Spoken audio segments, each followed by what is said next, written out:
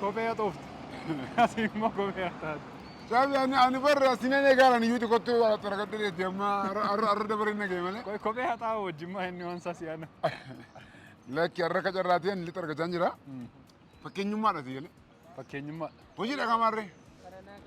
Hojiin kunis hojii bareedaadha. Jecha wayii uumtan. Bakka hanga. Tole. Isinitti mi'a heeraa garuu. Baay'ee mi'a. Egaa hin beeku lafuma isin fiddanii dhufe. Baay'ee mi'a. Kun mana keenya. Yeroo baay'ee. Bulchiinsa magaalaa Buzeeti kun. Gandi kun. Bulchiinsa magaalaa Buzeeti takkeeti. Takkeen ammaa irraa cidha qaba fakkaata. Hojii qabaa? Isa arguu baay'ee barbaadeen ture. Cidha qaba fakkaata. Yoo tarii arguun ni jetta hin beekamu.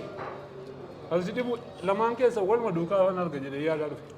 Ay maal barre nuti surree garaagaraa qabnaa, mobaayilii garaagaraa qabnaa, niitii garaagaraa qabnaa, mana garaagaraa qabnaa. Hojii ta'uu qabna hojii jenna.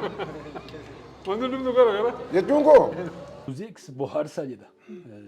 TikTok akkaawuntiin keessi, Facebook akkaawuntiin keessi. YouTubein keessa akkasii. YouTubein keessa akkasii. Instagram keessa. Achirratti maal fa'aa gadhiistatti hime? Wantoonni ani karaa TikTok gooti gadhiisu wanti maala wantoota nama bashannansiisan. Wantoota nama kofalchiisan yeroo baay'ee duwiitii namaaf hojjedha. Duwiitii namaaf hojjedha. Ofii kootti hon jedhee tiktookiidhaaf jedhee kan inni hojjedhu baay'inaan hin jiru.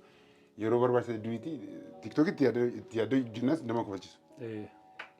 Itti yaaddoo jinnaa waan nama kofalchiisu hin jiru. Amma faranjoonni maal godhu biyya faranjii deemsa sanaan jedhin malee kaameraa eegumsaa jira.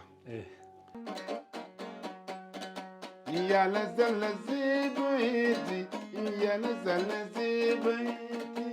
Ya nazal zibaiti, yo bina kabila be.